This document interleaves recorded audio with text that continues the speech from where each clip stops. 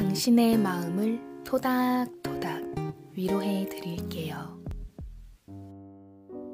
소공녀. 지은이 버넷, 엮은이 정두리, 출판사 한국뉴턴.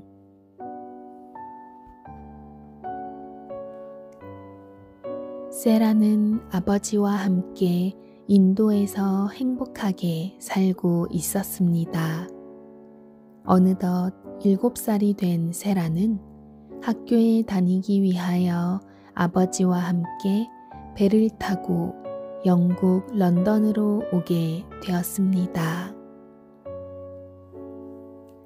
마차가 학교에 도착하자 민친 선생님이 마중을 나왔습니다.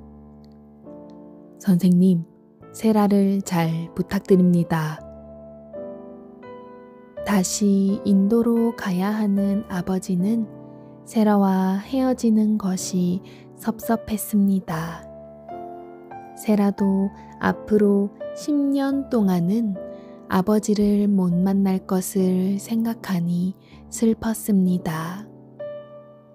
아빠, 안녕히 가세요. 세라, 선생님 말씀 잘 듣고 열심히 공부해야 한다. 아버지와 헤어져 기숙사에서 지내게 된 세라는 처음에는 모든 것이 낯설고 쑥스러워 견딜 수가 없었습니다. 그러나 시간이 지나면서 친구들도 많이 생기고 공부에도 흥미를 느껴 즐거운 나날을 보내게 되었습니다. 세라는 친구들에게 인도 이야기를 해주거나 재미있는 책을 읽어주곤 했기 때문에 학교에서 가장 인기 있는 소녀가 되었습니다. 그러나 레비니어라는 심술궂은 소녀만은 세라를 못마땅하게 생각했습니다. 쳇! 쟤까지 것이 무언데 인기를 독차지한담? 레비니어는 샘이 나서 입을 삐죽거렸습니다.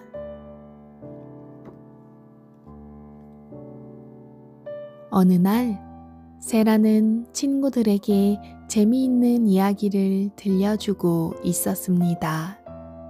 그것은 인어공주 이야기였습니다. 친구들은 세라를 둘러싸고 열심히 귀를 기울였습니다. 그런데 마침 일하는 아이 베키가 방 청소를 하러 들어왔습니다. 베키는 세라의 이야기가 너무 재미있어 자기도 모르게 끌려들었습니다. 그래서 청소하던 것을 멈추고 다른 아이들 틈에 끼어 이야기를 듣고 있었습니다. 이것을 본 심술궂은 레비니어는 베키의 귀를 꼬집으며 소리쳤습니다. 하녀 주제에 뭘 하고 있는 거야? 어서 청소나 해!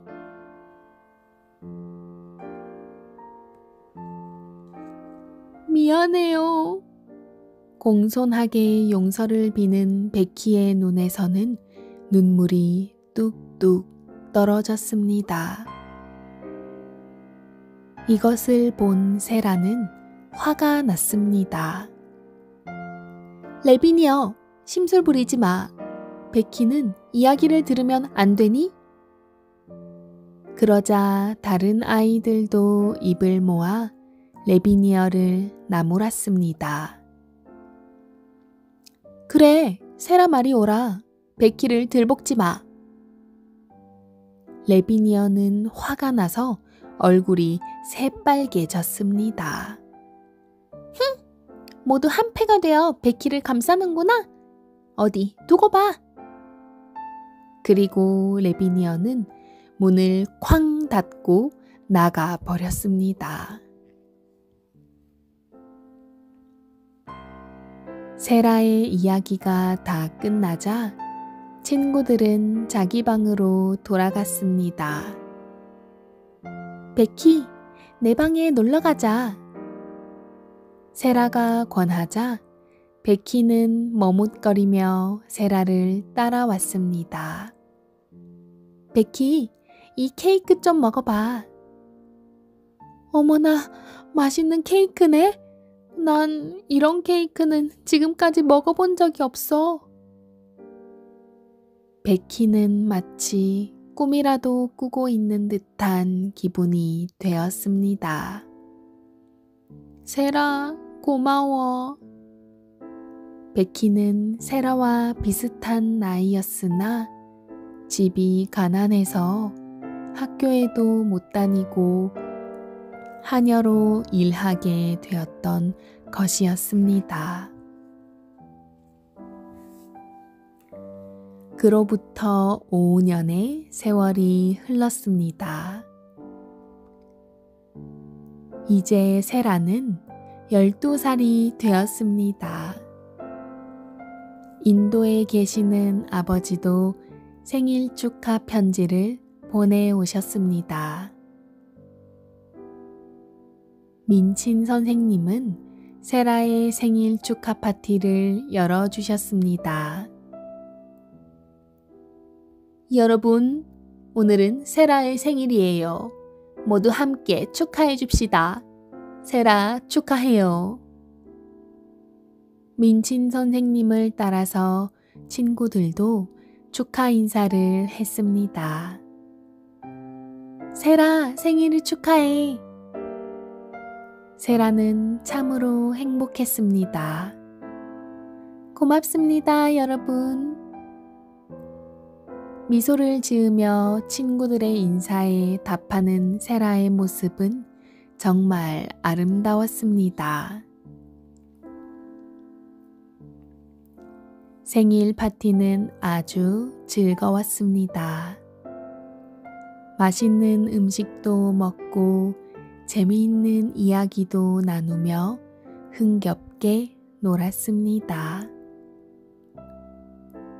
바로 이때 민친 선생님에게 나쁜 소식이 전해졌습니다. 인도에서 온 편지를 읽은 민친 선생님은 얼굴이 새파랗게 질려서 쌀쌀하게 말했습니다. 여러분, 파티는 여기서 끝내도록 해요. 세라의 아버지가 경영하는 다이아몬드 광산이 망하고 게다가 세라의 아버지는 병으로 돌아가셨다는 것이었습니다. 원, 이럴 수가. 이 일을 어쩌면 좋아? 민친 선생님은 화가 나서 투덜거렸습니다. 여러분, 세라의 아빠가 돌아가시는 바람에 나는 큰 손해를 보게 됐어요. 내가 세라를 위해서 쓴 돈을 받아낼 수가 없게 된 거예요. 민친 선생님은 분하다는 듯 세라에게 편지를 팽개쳤습니다. 세라는 이제 돌봐줄 사람도 없는 가엾은 고아가 되어 버렸습니다. 아빠, 저는 어쩌면 좋아요. 세라는 편지를 보며 울음을 터뜨렸습니다. 친구들도 슬퍼했습니다. 세라, 어쩌면 좋으니? 가엾은 세라. 그러나 민친 선생님은 울고 있는 세라에게 매정하게 소리쳤습니다. 너는 오늘부터 가난뱅이 고아다. 그러니까 베키와 같이 하녀로 일해야 한다. 세라는 너무나도 갑작스러운 불행에 넋을 잃었습니다. 세라, 지금 당장 그 옷을 벗어라. 일하는데 거추장스럽다. 민친 선생님은 세라의 옷을 벗기고 가지고 있던 것을 모두 빼앗았습니다. 그리고 누더기 옷을 입혀 지붕 밑 다락방으로 쫓아냈습니다. 베키가 다락방까지 따라와 세라를 위로했습니다. 가엾은 세라, 너무 실망하지 말고 힘을 내. 그러나 심술궂은 레비니어는 세라의 불행을 기뻐했습니다. 참 꼴 좋게 됐다. 부자라는 것도 모두 거짓말이잖아. 아이 고소해. 레비니어는 이렇게 말했으나 다른 친구들은 모두 들은 채도 하지 않았습니다. 무색해진 레비니어는 자기 방으로 돌아가고 말았습니다. 그 후로 세라는 날마다 고되게 일을 해야만 했습니다. 추운 겨울이 왔습니다. 세라는 얇은 옷을 입고 추위에 떨면서 심부름을 갔습니다. 그날따라 민친 선생님은 기분이 좋지 않아서 세라에게 아침부터 먹을 것을 아무것도 주지 않았습니다. 길을 가다 보니 빵집 앞에 은화 한 잎이 떨어져 있었습니다. 세라는 그 은화를 주워서 빵집 아주머니에게 가지고 갔습니다. 이 가게 앞에서 은화를 주었어요. 아주머니 것이 아닌가요? 빵집 아주머니는 세라가 비록 누더기 옷을 입은 가난한 소녀지만 정직한데 감동했습니다. 내 것이 아니다. 아마도 하느님이 너에게 주신 모양이다. 네가 가져라. 아주머니는 인자한 미소를 지으며 말했습니다. 정말 제가 가져도 되나요? 물론이지. 아주머니 고맙습니다. 세라는 그 은화로 빵을 6개 샀습니다. 빵집에서 나오니 처마 밑에서 맨발로 추위에 벌벌 떨고 있는 소녀가 있었습니다. 어머, 가엾어라. 나보다 훨씬 불쌍한 아이가 있구나. 세라는 자기의 배고픔도 잊고 빵 1개만을 남기고 나머지 5개를 모두 그 불쌍한 소녀에게 주었습니다.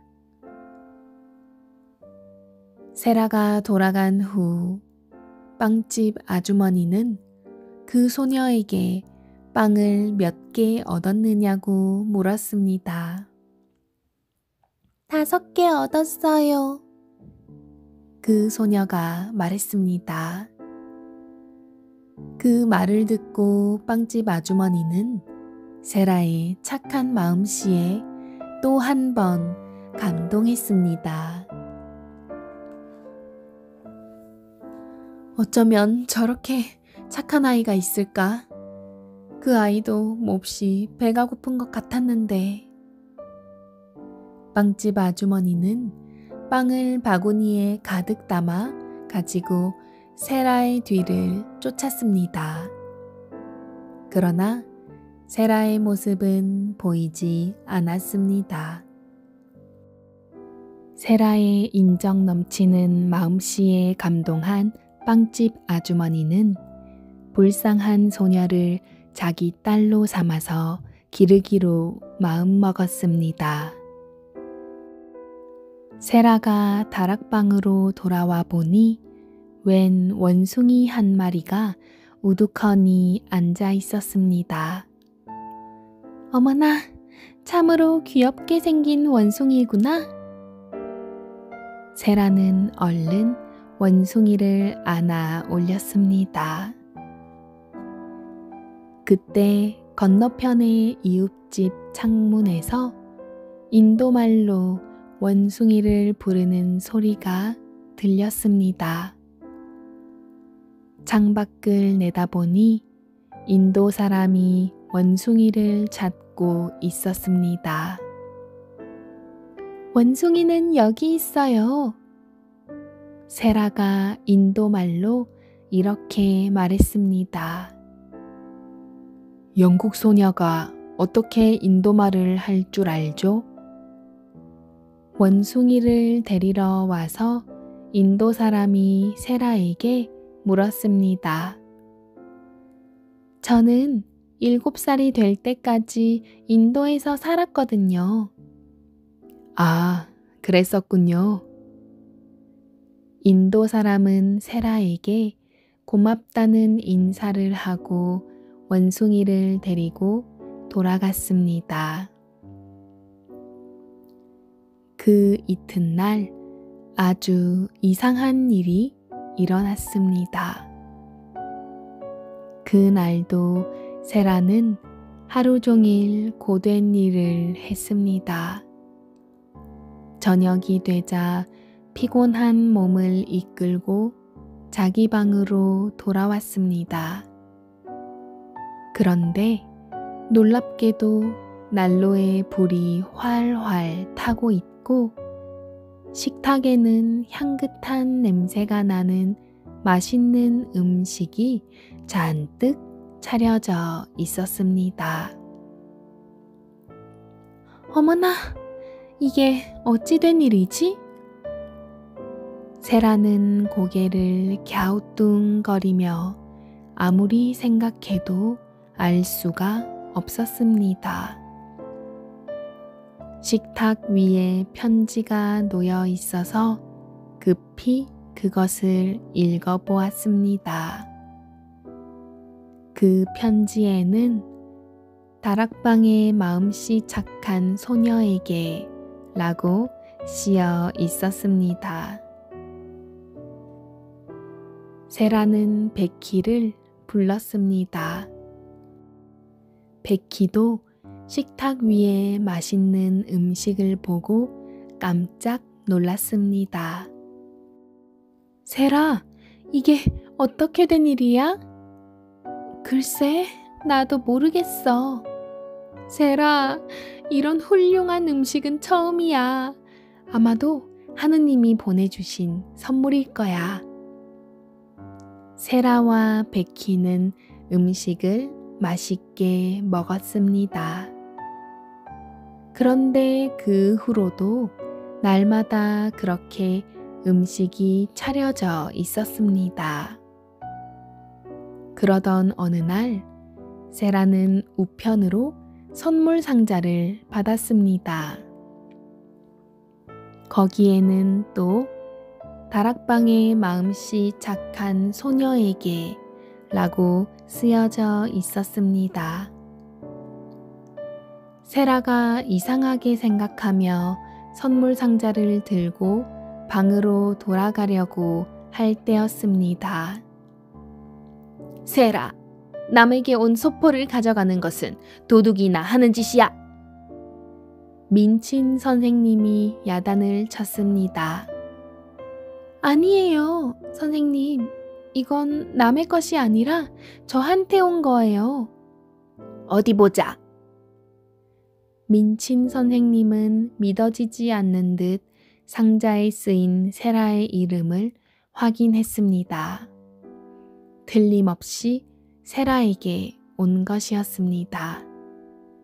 그러자 민친 선생님은 세라에게 부자인 친척이 있는 것으로 생각하고 갑자기 표정이 부드러워졌습니다. 세라, 오늘부터는 교실에서 공부하도록 해라. 갑자기 민친 선생님이 세라에게 상냥한 목소리로 말했습니다. 세라는 영문을 몰라 어리둥절했습니다. 옷도 다른 것으로 갈아입거라. 그렇게 쌀쌀 맞던 민친 선생님이 친절을 베푸는 것이 아무래도 이상했습니다. 그날 저녁 세라가 지붕 밑 다락방으로 돌아왔을 때였습니다. 창밖에서 캑캑 하는 소리가 들려왔습니다. 창문을 열고 보니 이웃집의 원숭이였습니다. 원숭이는 가엾게도 눈 속에서 벌벌 떨고 있었습니다. 아니, 왜 이렇게 추운 데서 떨고 있니? 어서 이리 들어와. 세라는 원숭이를 방 안으로 들여보냈습니다. 무척 춥지? 세라는 다정하게 말하면서 난로불로 원숭이의 온몸을 녹여주었습니다. 자, 오늘 밤은 여기서 나하고 자자. 세라는 원숭이를 꼭 끌어안고 침대에서 함께 잤습니다. 이튿날 아침 세라는 원숭이를 돌려주러 이웃집에 갔습니다. 인도 사람이 세라를 자기 주인에게 데리고 가서 소개했습니다. 주인은 미소를 띠면서 세라를 찬찬히 바라보았습니다. 인도에서 자랐다고 했는데 이름이 뭐지?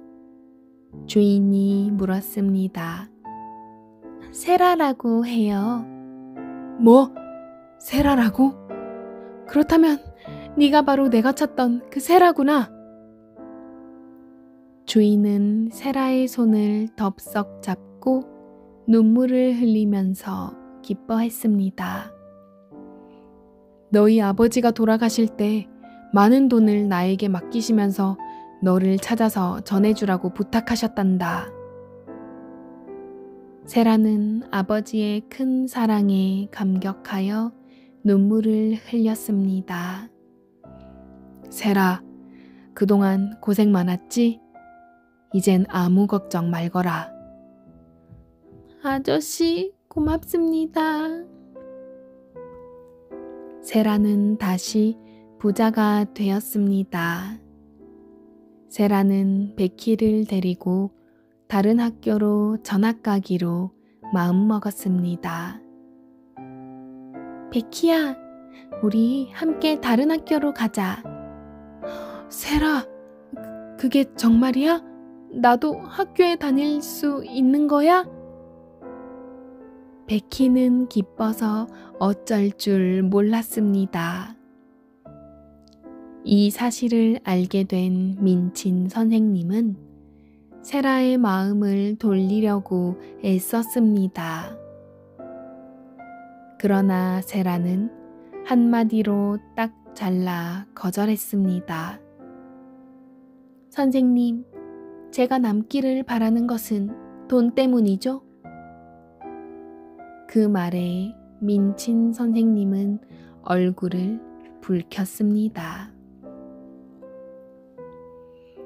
세라와 베키는 친절한 이웃집 아저씨와 함께 마차를 타고 학교를 떠났습니다. 민친 선생님과 심술쟁이 레비니어가 분한 얼굴로 바라보고 있었습니다. 민친 학교, 안녕. 세라는 마음속으로 인사를 했습니다. 마차가 빵집 앞을 지날 때 세라는 마차의 창문으로 밖을 내다보았습니다. 빵집 아주머니와 소녀가 세라를 알아보고 손을 흔들었습니다. 착한 아가씨, 행복하세요. 두 사람은 세라의 앞날을 축복해 주었습니다. 아주머니, 안녕히 계세요. 세라도 두 사람의 행복을 빌었습니다.